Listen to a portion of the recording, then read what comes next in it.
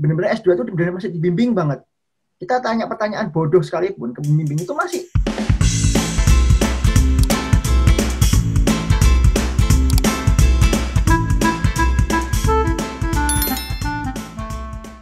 Selamat sore, sahabat literasi. Salam sehat.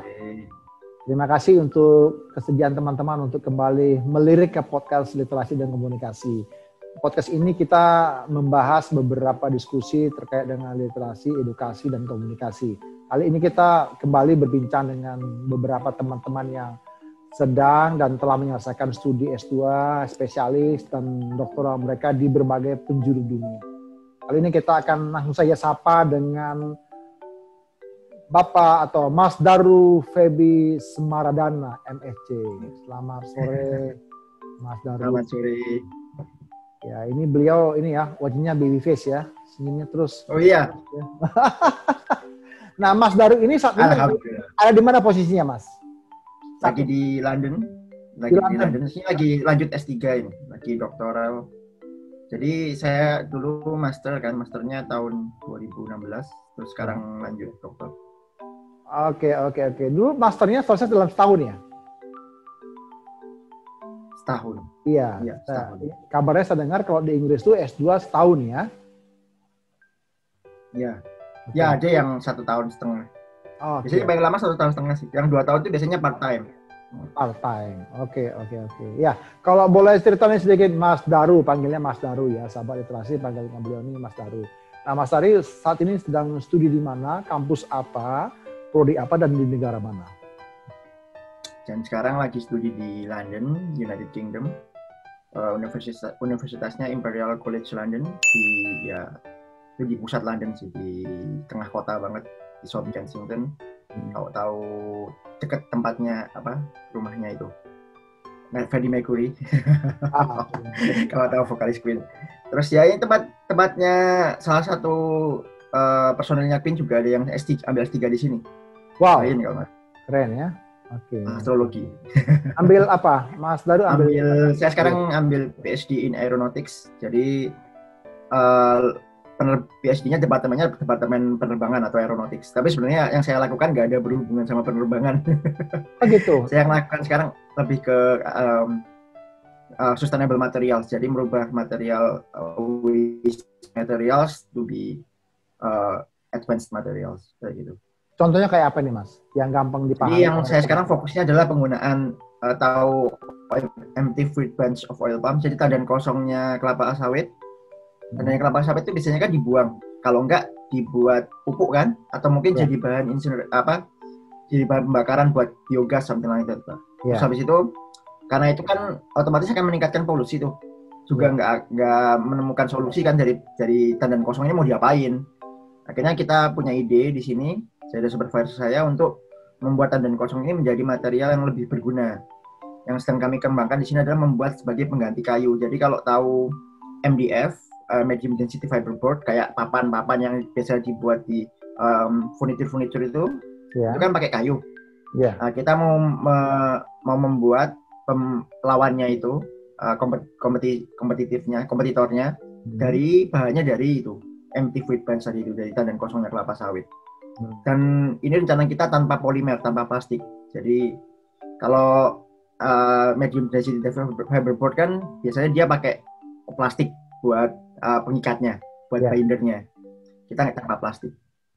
Jadi lebih ke green materials. Jadi green materials ya. Nah, kira-kira kalau itu diterapkan ke Indonesia seperti apa nih, Mas Daru? Artinya kan itu menarik ya. Indonesia kan juga penghasil kelapa sawit cukup besar di dunia. Nah, ya karena itu saya memilih itu karena penghasil kelapa sawit terbesar. Oke, piye Mas? Bagaimana? Jadi kalau diterapkan di Indonesia itu cukup bagus sekali sih, karena yang pertama kita bisa mengurangi penggunaan kayu, yang mana kita bisa mengurangi penebangan kayu juga otomatis kan. Ya meskipun sebenarnya kalau di rentet dari supply chain-nya juga masih jauh banget sebenarnya. Tapi dengan adanya hal ini, yang pertama kita bisa mengurangi penggunaan kayu, yang kedua kita bisa mengurangi pembakaran tandan kosong kelapa sawit tadi itu. Jadi kayaknya mau nggak mau kita kelapa sawit memang banyak di Indonesia. Mau ada apapun, pasti kelapa sawit memang udah banyak kan di Indonesia kita. Jadi mau nggak mau kan pasti tandan kosongnya juga banyak.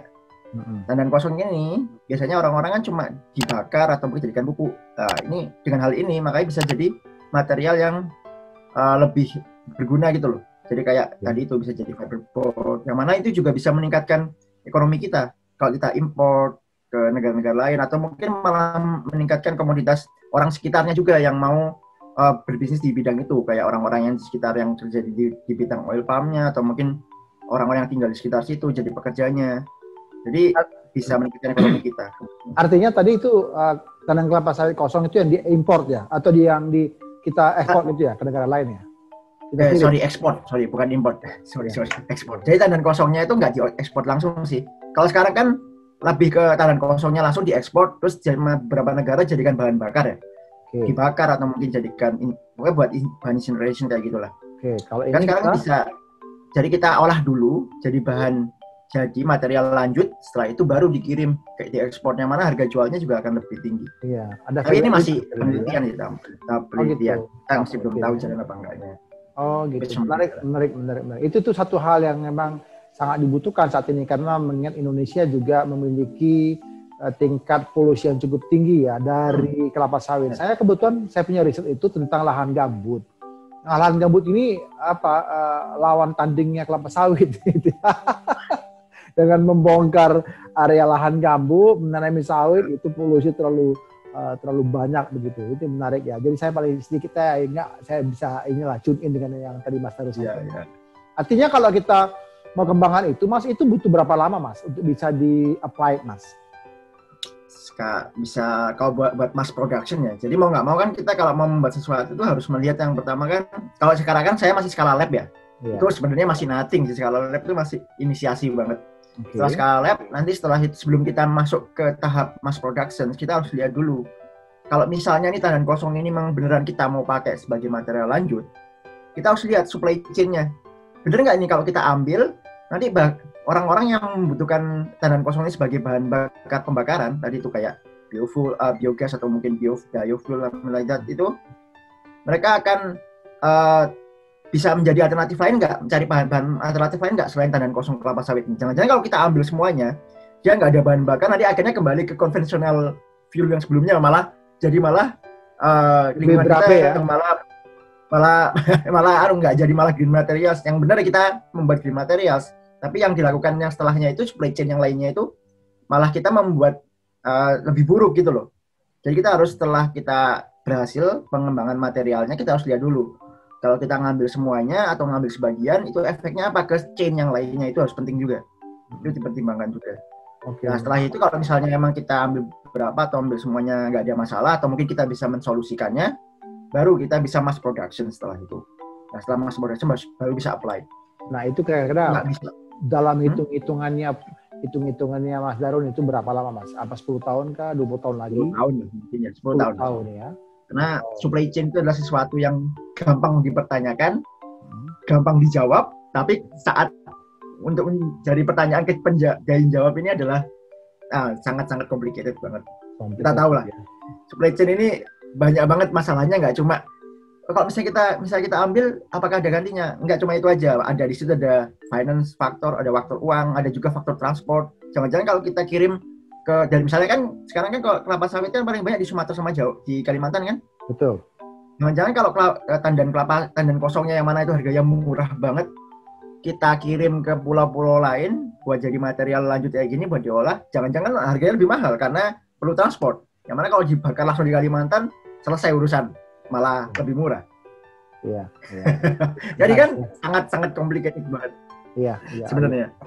Oke, harapan kita nih apa yang Mas Daru coba lakukan, riset ini bisa berdampak ya pada Republik ini, karena kita lihat Indonesia juga kan memang saat ini tuh kebingungan ya antara memilih lahan gambut kah atau sawit gitu ya. Karena Julu Jaya memang kita kalau memilih sawit kita memang mendapatkan juga angka-angka yang cukup lumayan ya, fantastis ya. Ekonomi kita juga bisa terstimulus ya. Tapi kalau kita pilih gambut itu juga hal yang nggak mudah juga, karena kalau gambut itu kan memelihara polusi dan juga banyak negara-negara juga concern sama itu. Ini memang dua hal yang ya ini kayak pertarungan yang perlu memang hati-hati sekali dilakukan ya. Ya kami dukung itu Mas Daru. Ya itu Bang Raja. Sebenarnya kan kayak kita mau bilang, jangan tanam kelapa sawit karena ini akan membuat hutan kita habis, atau mungkin tadi lahan gambut tadi itu kan jadi nggak bisa ditanami juga.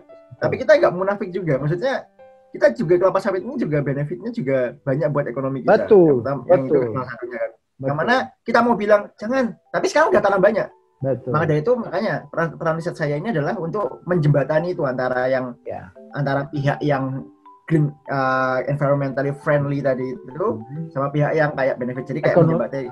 Kita bisa dua-duanya merangkul meskipun kita nggak bisa menyenangkan semua pihak. Kita coba merangkul semuanya gitu.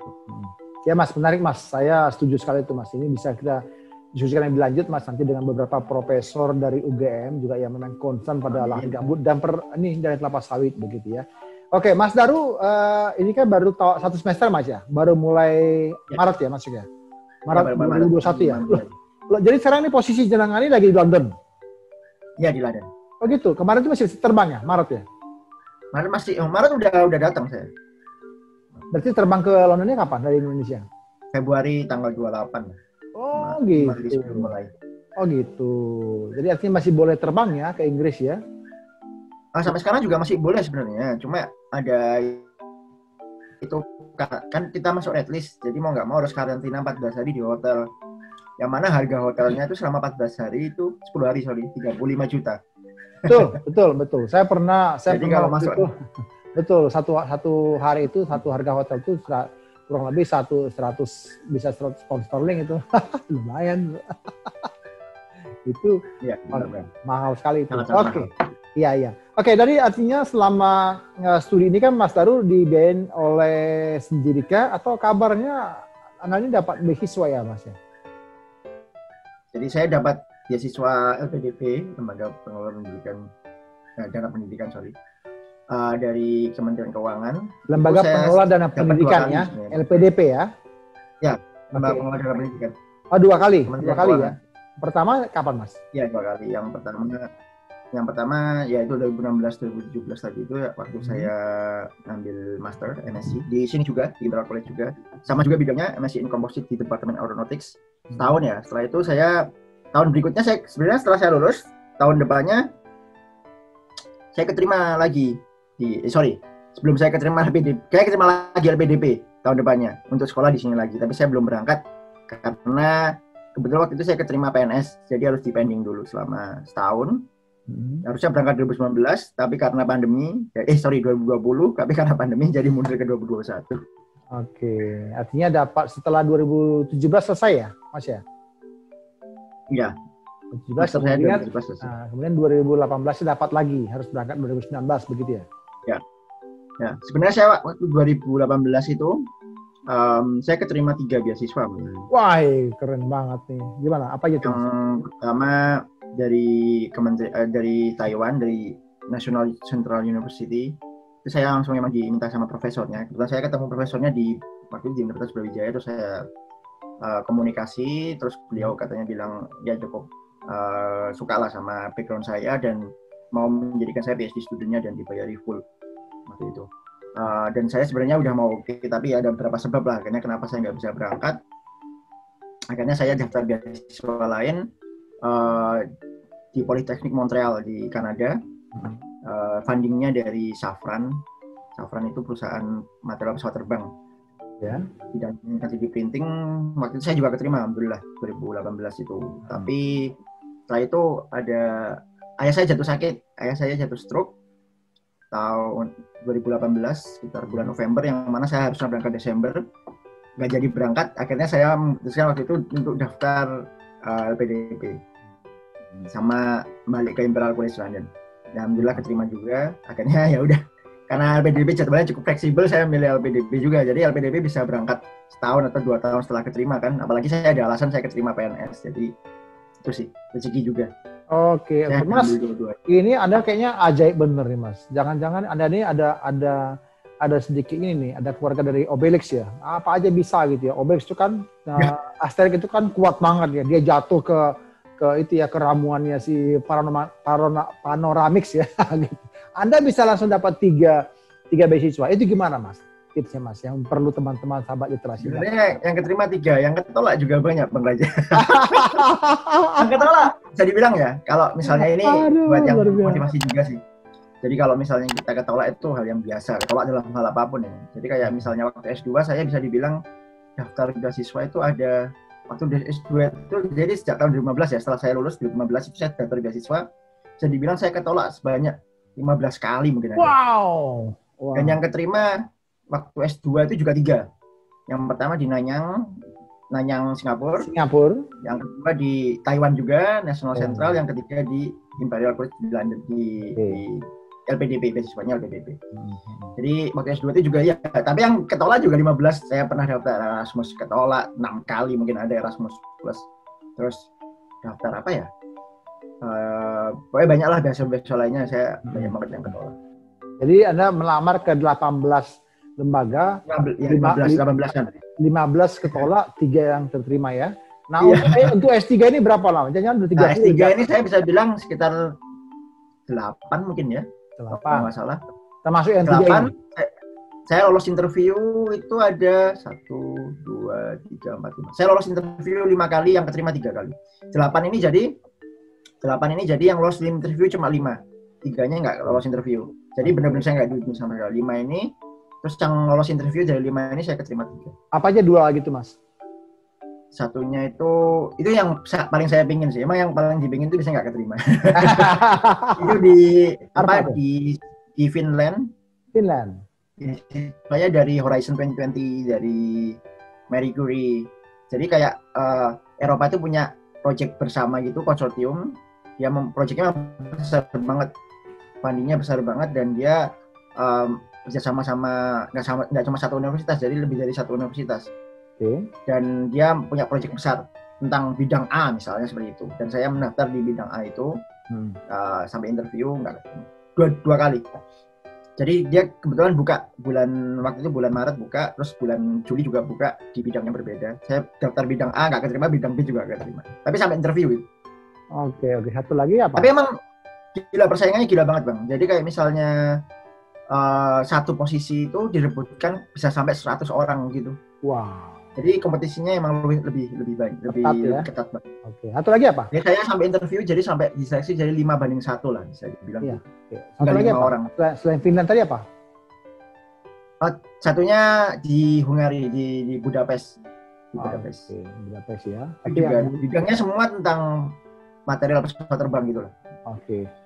Artinya memang yang diterima tadi itu di Taiwan, kemudian di Australia, sama di ini ya, di Imperial College ya. Sorry, di Taiwan, di London, sama di mana? Kanada. Oh, di Kanada. Politeknik Montreal. Montreal yang terima ya, Montreal ya. Oke. Oh, benar lagi. Nah, apa tips yang Anda terapkan Mas? Sehingga kemudian ya harus diakui kan dari 8 itu Anda bisa masuk 3 itu bukan hal yang mudah. Ada yang kemudian udah daftar mungkin 300 kali, 1 kali pun nggak dipanggil Mas. Nanti ya Mas. Artinya gini, teman-teman sahabat literasi juga perlu kita guidance secara clear bahwa memang ya kalau memang kita coba ya monggo coba seperti apa kira-kira Mas. Ya yang penting adalah kita harus belajar dari kesalahan sih. Jadi kayak nggak takut gagal itu bukan berarti kita kayak bener-bener nggak mau tutup mata, nggak mau buka mata atas kesalahan kita. Itu yang paling penting. Jadi kalau misalnya kita gagal, bukan berarti kita nggak menyerah terus kita tetap pakai aplikasi yang sama. Kita harus belajar. Ketika kita gagal, kita harus belajar. Stop dulu, pause dulu, pelajari apa yang membuat gagal. Jadi banyak kesalahan orang adalah ketika dia gagal, misalnya daftar beasiswa gagal, dia masih tetap mengirim dengan hal yang sama tanpa belajar ke lembaga yang lain atau penerima beasiswa yang lain atau funder yang lain atau sponsor yang lain dengan aplikasi yang sama. Dia nggak belajar dari kesalahan dia, apa yang buat dia nggak keterima apa. Ya meskipun nggak akan ada feedback sih masalah itu dari pihak sponsor. Tapi kita harus tahu kira-kira kesalahan kita apa. Entah itu dengan cara diskusi dengan teman atau mungkin minta review dari orang lain. Kira-kira apa yang buat nggak keterima aku ya? Itu harus tahu. Setelah itu baru diperbaiki. Jadi saya itu ketika saya nggak keterima S2 beberapa kali itu requirement sebenarnya udah memenuhi semua. IELTS sudah bagus. IPK saya alhamdulillah juga tinggi waktu itu kebetulan. Ya nggak tinggi-tinggi banget sih. Lumayan lah. 4,5 ya Mas ya? Enggak. Oke. Pokoknya memenuhi syarat lah. IPK Oke. memenuhi syarat, IELTS juga memenuhi syarat. Terus pengalaman organisasi juga ada lah saya waktu S1. Tapi kok kayaknya nggak keterima ya? Terus teman saya yang biasa-biasa aja kok bisa keterima gitu. Terima, saya juga gitu. sebenarnya bukan masalah iri sih. Ini masalah kita harus belajar dari orang gitu loh. Dan akhirnya saya belajar dari teman saya itu apa sih yang membuat saya gak keterima. Kira-kira kita harus gak boleh malu. Kita harus minta orang buat introspeksi kita. Kita nggak bisa introspeksi sendiri kadang. Bener. Kalau kita introspeksi sendiri, kita kan selalu merasa kita nggak ada cacatnya, kita kan nggak ada kesalahan ini. Benar ya. Okay. Akhirnya setelah saya introspeksi itu kelihatannya, oh mungkin di cara penulisan CV saya yang kurang jelas, atau mungkin CV saya terlalu panjang, seharusnya ini ada di CV saya, CV saya terlalu jelimet atau mungkin terlalu ribet, atau apalah, atau mungkin ini harusnya nggak perlu dimunculkan di CV. Sesimpel itu, mungkin aja itu ngefek saya rubah, atau mungkin di motivation letter saya, ini harusnya lebih precise, ini mungkin harus lebih critical thinking dalam penulisannya atau gimana. Kemudian setelah saya coba itu, kemudian alhamdulillah mulai ada respon. Terutama yang paling S3 sih. Jadi S3 setelah saya tiga pertama daftar itu kayak nggak ada panggilan semua. Saya belajar dari situ, saya ngerubah CV saya ngerubah motivation letter saya. Karena yang saya kirim waktu itu CV saya formatnya sama seperti waktu S2. Waktu saya keterima S2 saya mikirnya jadi kayak S2 saya keterima. Masa S3 nggak keterima kayak gitu loh. Ternyata nggak seperti itu. Waktu saya rubah formatnya atau mungkin caranya itu alhamdulillah ada respon setelah itu. Baru ada respon dari supervisornya dipanggil interview. Jadi sekecil apapun perubahan atau sekecil apapun usaha perbaikan dari kesalahan kita itu bisa jadi ngefek. Kita nggak tahu yang mana yang ngefek tapi perlu dicoba gitu. Oke.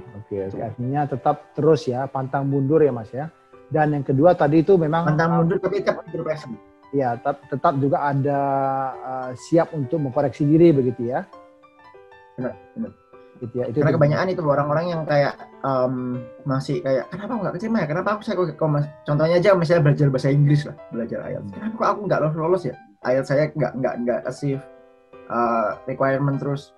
Ya mungkin cara belajarnya atau mungkin waktu yang diluangkan untuk belajar juga kurang. Padahal dia udah belajar aja yang masanya gitu. Tapi bisa jadi itu kita harus introspeksi gitu loh. Apa yang kira-kira kurang. Karena kebanyakan orang-orang itu tetap jalan, ya bener pantang menyerah, nggak mau mundur, tapi jalan terus dengan cara yang sama itu jangan-jangan itu yang gagal terus malah. Kita harus take a break, pause bentar, lihat kesalahan kita, kekurangan kita sebelumnya apa, terus perbaiki. Itu penting, lebih penting itu. Daripada kita jalan terus cuma. Menarik Mas Daru. Ini satu hal yang memberikan pembelajaran ya buat teman-teman muda ini kan. Teman-teman muda ini merasa perlu untuk meningkatkan kemampuan mereka, maka kemudian perlu belajar hal-hal ini ya. Maju terus boleh, tapi juga perlu ada waktu kapan kita take a break, kemudian kita juga koreksi dan juga maju lagi begitu ya. Ya sama kayak ini ya, sama kayak itu Mas, kayak gaya poco-poco Mas, maju mundur gitu ya.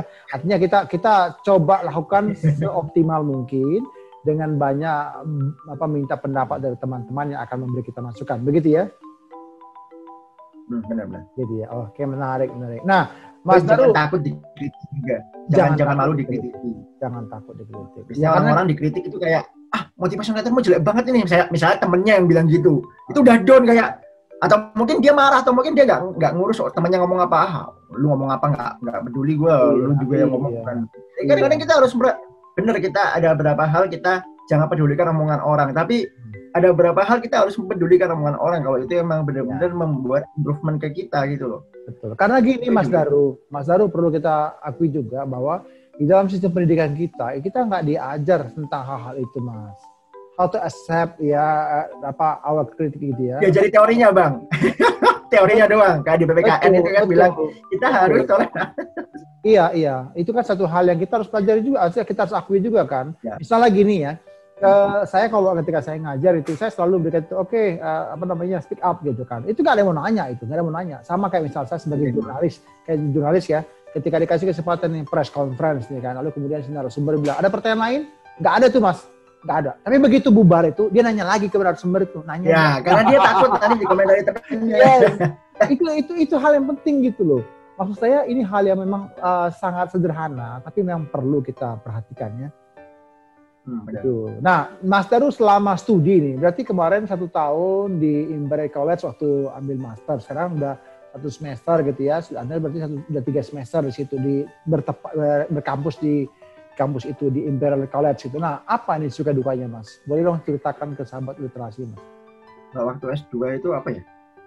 Nah, waktu S2 itu saya ngerasa S2 itu lebih enak sih. Saya S2 itu ngerasa ini nggak tahu nih teman-teman mau melihatnya dari sisi apa. Tapi kalau saya ngelihatnya S2 itu benar-benar kita itu seperti dikasih tiket liburan lu setahun. Jadi saya benar-benar happy waktu belajar itu kayaknya. Dan saya ngerasa emang nggak ada problem yang sangat berarti ya alhamdulillah waktu S2. Jadi alhamdulillah nilai juga lumayan, terus bisa ekspor manapun, terus ya alhamdulillah nggak ada kesusahan lah waktu S2. Saya ngerasa seperti itu. Dan emang di sini di Inggris ini saya nggak tahu di S1 katanya ekspektasinya orang S2 sama ekspektasinya orang S2 di Inggris, master di Inggris sama master di Indonesia itu beda. Tapi orang-orang kalau ngelihat orang ngambil magister master di Indonesia itu kayaknya ngerasa orang ini sangat pintar. Dan pembimbingnya pun memperlakukan anak itu adalah sebagai anak yang pintar, sebagai anak magister. Paham nggak maksud saya Bang aja? Ekspektasinya dia untuk anak yang ngambil master itu tinggi. Di Inggris, ekspektasi dia untuk anak yang mengambil master itu cukup rendah. Maksudnya bukan rendah, sorry.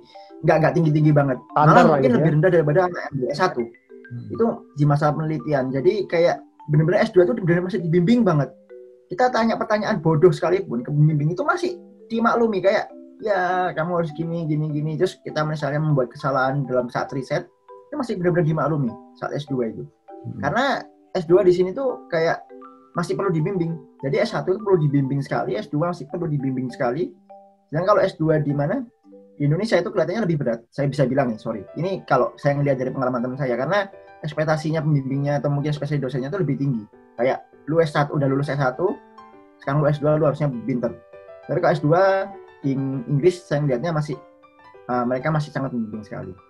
Nah, saat S3 saya ngerasa yang benar-benar agak beratnya di tahun-tahun awal ini ya waktu S3 ini di awal-awal bulan kemarin. Karena benar-benar kita kayak ya tahu lah Bang Raja udah S3 kan. Kayak benar-benar di sini benar-benar sangat dilepas sekali S3 kayak ya saya topik kamu ini udah kamu mikir sendiri. Kalau ada some thoughts atau mungkin kamu punya ide baru kita diskusi. Kayak gitu. Jadi benar-benar kayak dilepas. Kalau orang benar-benar nggak bingung mau ngapain, itu benar-benar bingung di sini. Kita benar-benar nggak dikasih clue sama sekali ini mau ngapain. Terus ya benar-benar ini your project. Up to you want to do everything in this project. Intinya karap mudewe gitu ya. Kerjakan di karap profesor itu. Iya. Jadi si profesor itu benar-benar tugasnya cuma bukan guiding tapi cuma kayak teman diskusi gitu loh. Kalau kamu punya ide ya diskusi. Bukan kayak nyuruh kamu ngapain. Nah, itu bedanya. Katanya di S3 di Inggris sama S3 di negara Asia. Kan di beberapa negara Asia ada yang kayak kita harus menjalankan task yang diperintahkan sama supervisornya. Karena supervisornya udah punya kayak research plan gitu kan. Kalau di sini lebih kayak ya kamu dikasih project, setelah kamu ngapain projectnya atau mungkin projectnya dari kamu mau kamu ngapain juga terserah gitu. Artinya itu oke. Kebebasan banget. Kebebasan banget ya. Jadi kadang-kadang kebebasan ini bisa membuat bingung. Betul Mas, betul. Saya Jadi, juga pernah alami itu Mas. Ketika ada kuliah independent study, independen ya, artinya kan merdeka belajar kalau diterapkan sekarang gitu. Ya, Independent study itu artinya gini, kita dikasih satu dosen, lalu satu semester itu, lalu monggo Anda mau bicara apa sama dosen itu, monggo, nah atur sendiri kapan pertemuannya, kapan diskusinya, jam berapa, di mana gitu. Nah itu benar-benar kami waktu itu adalah mulai itu kayak menyelam Mas, menyelam itu nggak tahu kemana, bahkan di mana ujung kolamnya pun nggak tahu. Penting kita coba aja dulu. Nah yang repot itu adalah ketika kemudian si dosen ini itu mengarahkan ke dalam pikiran dia gitu loh. Lah kita yang lagi bingung ini kan ya mau nggak mau kan, wah ini ada pelampung kita bisa naik ya kalau di kolam tadi kan, kita ikut di akhir, makanya kita udah sampai sana gitu, saya sebenarnya nggak mau di sini, saya mau di sono gitu kan, itu yang terjadi. Nah, jadi saya menarik tuh kalau memang artinya ketika profesormu nanti memang mengarahkan begitu, lalu silakan, nah kita diskusi, dia hanya mempertajam gitu kan Mas ya. Benar, jadi kayak teman diskusi, cuma teman diskusi. Wow. Dan kayak kalau di S3 itu benar-benar kita bisa dibilang meminimalisir kesalahan-kesalahan sih. Kayak waktu S2 itu udah, S1, S2 itu kayak udah pernah jangan sampai salah lagi ketika S3. Kayak saya bisa bilang makanya S1, S2 itu kayak kita itu dalam tahap belajar. Maksudnya paham nggak? Belajar sekolah. Mungkin percobaan sekolah. Kayak S3 itu kayak beneran sekolah. Sorry, ini terminologi yang saya ambil sih kayak. Ini ya benar-benar sekolah itu ya sekarang ini. Kayak kita disuruh eksplor, belajar sendiri. Benar-benar kita belajar. Waktu S2 itu benar-benar kayak, ya pernah bedanya S3 di Inggris sama di S3 di Indonesia juga ada. Yang paling signifikan adalah S3 di Indonesia masih ada mata kuliah kan. Kita masih ambil mata kuliah. Betul. Jadi kita masih ada ancang-ancang paling enggak, kuliah ini masih berhubungan sama mendukung riset kita. S3 di Inggris nggak ada kuliah sama sekali. Jadi dari tahun pertama kita datang langsung riset ya, full riset ya. Langsung sampai tahun ketiga, tahun keempat baru nulis cuma. Jadi benar-benar kita nggak ada kuliah sama sekali yang kayak kuliah S2, S1 yang kayak ngambil mata kuliah matematika atau kalkulus atau matematika material, mata kuliah material atau yang lainnya seperti itu nggak ada. Kita benar-benar dari awal datang udah cuma kuliah doang. Cuma riset doang. Riset ya. Nah, berarti Mas itu yang membuat kadang bingung. Ketika nanti teman-teman sahabat literasi ini akan mencoba mengikuti jejaknya Mas Daru ini, maka mereka dari awal dari Indonesia harus sudah mulai punya konsep ya akan apa yang mau dikembangkan begitu ya. Berarti bisa nggak sih Mas kita meneliti untuk S3 gitu ya, penelitian kita S2 kemarin, tapi kita perdalam lagi? Bisa. Tapi balik lagi kan S3 kan lebih ke kan Bang. S2 kan kayak topiknya lebih ke topik satu hal gitu kayak kacamata kuda lah kayak kita satu hal itu. Yang S3 ini dari satu hal ini bisa bercabang ke banyak. Betul. Coba aja satu misalnya. Ternyata ini ada orang pernah meneliti atau mungkin kan dinamis banget kan. Penelitian ini dinamis sekali. Kita jalan ternyata ada orang yang udah pernah melakukan. Jangan-jangan kita bisa belok ke kanan, ke kiri.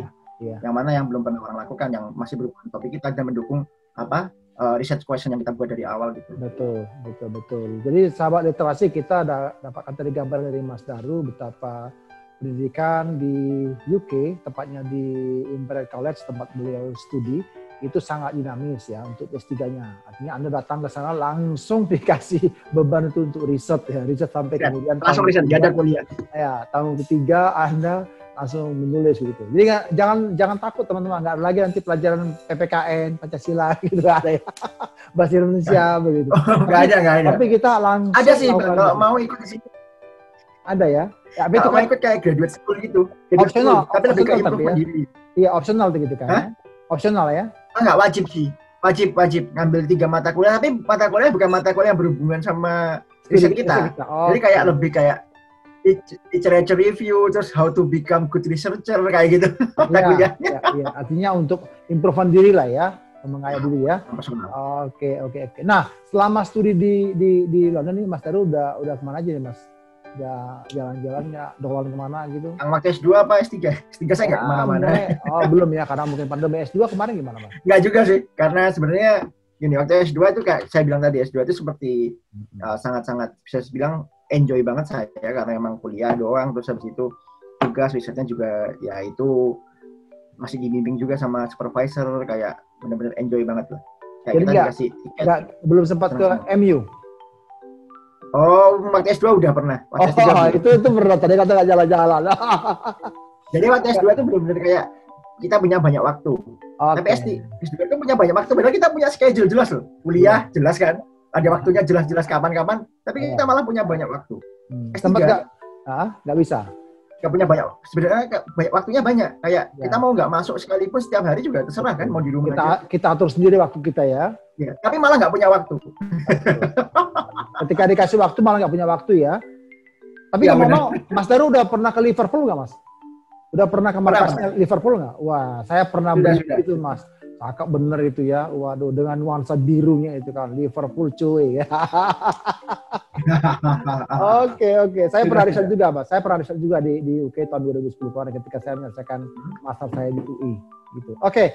Nah ini sebagai penutup mungkin Mas Daru, terima kasih untuk waktunya. Nah, apa pesannya Mas Daru dibagi sahabat literasi untuk kemudian yang mau mengikuti jejak Anda nih?